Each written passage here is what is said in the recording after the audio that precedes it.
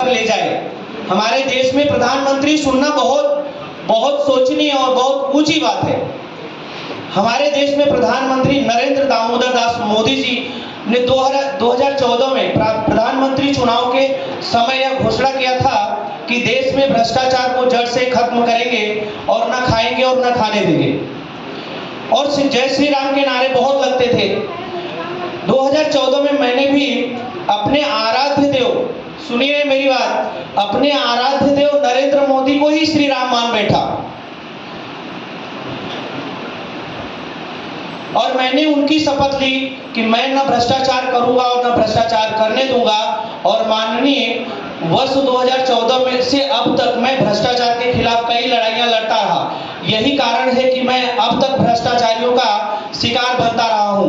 मुझे अदालत द्वारा 24/7 घंटे के लिए पुलिस सुरक्षा प्रदान की गई है, पर विधायक श्री राजन नाइक के कहने पर और डीसीपी मैडम द्वारा मुझे पुलिस सुरक्षा अनियमित प्रदान की जाती है। मैं इस विषय को लेकर मुंबई उच्च न्यायालय में याचिका दायर किया था, तो मुझे आरोपी श्री ज्ञानमूर्ति शर्मा उत्तर पश्चिम मुंबई जिला अध्यक्ष है वो और विधायक श्री राजन नाइक ने जान से मारने की धमकी दी थी। इसलिए मैं दोबारा इस विषय को लेकर उच्च न्यायालय नहीं गया। माननीय, यदि मेरी हत्या होती है तो उसके जिम्मेदार आरोपी श्री ज्ञानमूर्ति शर्मा उत्तर पश्चिम मुंबई जिला अध्यक्ष और विधायक श्री राजन नाइक होंगे।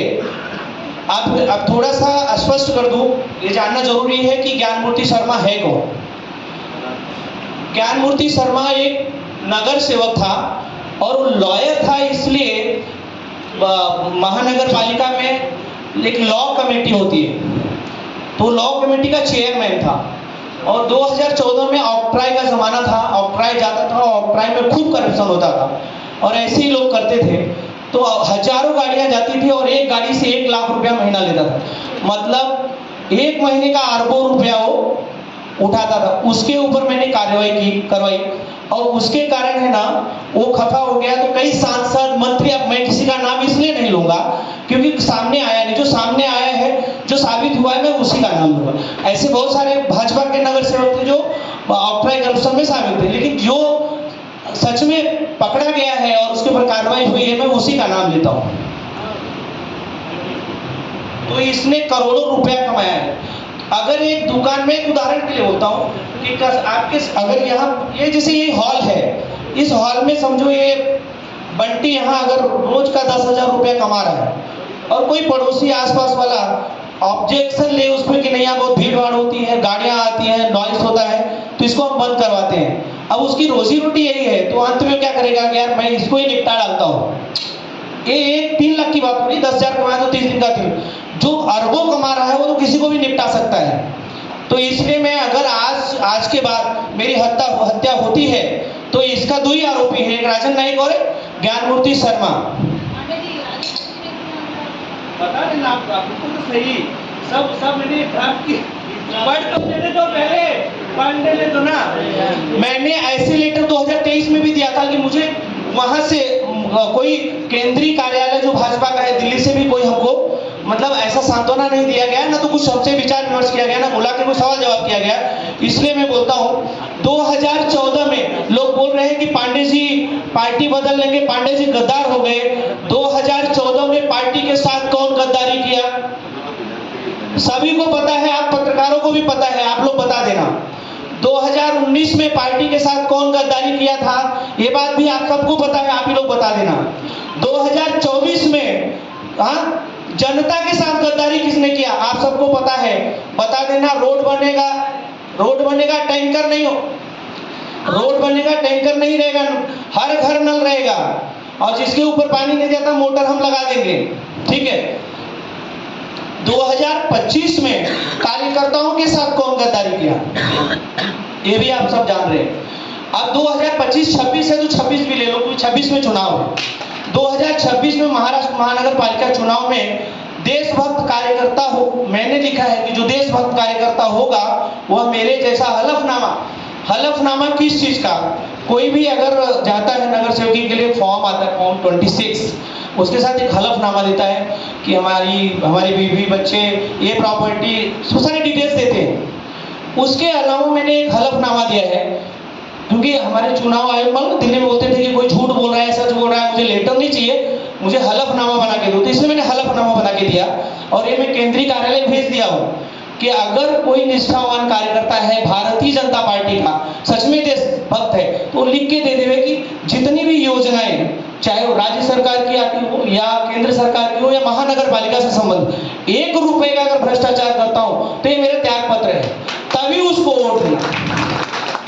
और ये सब आपको पीडीएफ में मिल जाए और ये मैंने भेज दिया है। ये सब जांच, ऐसा नहीं कि मैं बोल रहा हूँ हवा हवाई यहाँ हॉस्पिटल बन सकता है, ब्रिज बन सकता है, लेकिन मैं, मेरी जुबानों सही है। मैं बोलता हूँ आदमी, आप सिर्फ कार में चलते हो, 10 बॉडीगार्ड लेके चलते हो, क्योंकि अभी आप पे लोगों की नजर ज्यादा है, कलेक्शन ज्यादा हो गया है। हमारे पास कलेक्शन नहीं है। आप 40 से 41 बिल्डिंग तोड़वा दिए, बोले माननीय न्यायालय का अपमान हम कैसे कर सकते हैं।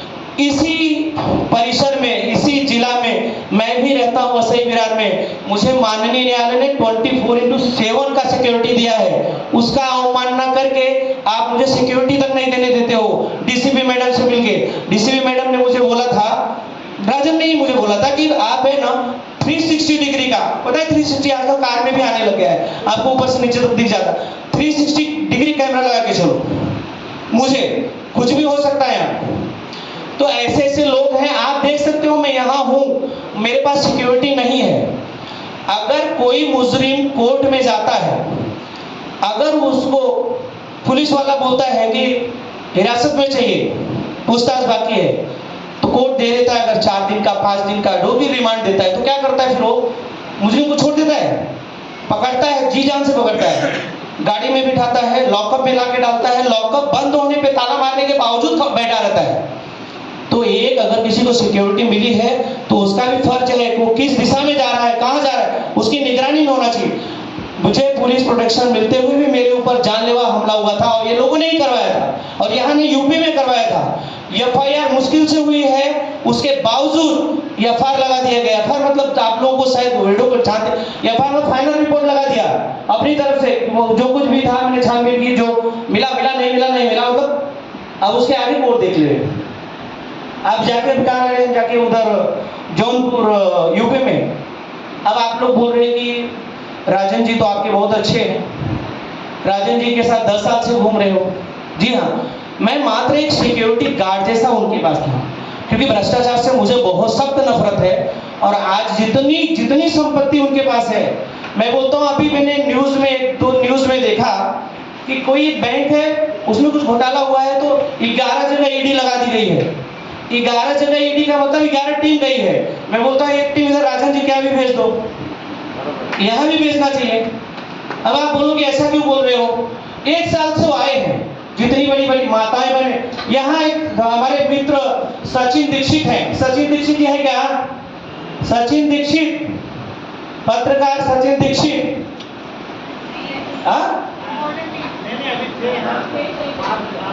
सुनिए मेरी बात। उत्तर भारतीयों को तौहीन कैसे किया जाता है वो देखिए। ये ना खुद नहीं जूता चप्पल मारते, उत्तर भारतीय से उत्तर भारतीय को जूता चप्पल मारवा देते हैं। तो ये वकील तो बड़ा जागरूक होता है, जानता है, क्योंकि आज वही घटना है ना मेरे साथ घटी है। आज मेरा ही जूता और मेरे ही मुंह पे मारने वाले थे, लेकिन मैंने उसको रोक लिया, क्योंकि हमारे जो ये एडवोकेट सेल है ना हमारा, वो बहुत सक्रिय है। कल हमने 8 साढ़े 8 बजे लोगों से संपर्क साधा, लोग आए हैं। नहीं तो यहाँ क्या होता है, किसी एक को आगे करा देते हैं। यहाँ बोलू की संजय पांडे का बोलू, उनका भी बोलू ना। एक यहाँ संजय पांडे रहते हैं, उनको जिला में भी पोस्ट है या फिर प्रदेश में पोस्ट है, बड़े पदाधिकारी हैं। लेकिन आप भाई साहब आए, खुल के बोला, उन्होंने अपना विचार रखा, बहुत अच्छा लगा मुझे। सचिन आए क्या, सचिन आए क्या, सचिन को बुलाओ जरा, वो थे, वो आई विटनेस है, इसलिए वो बोलना जरूरी है।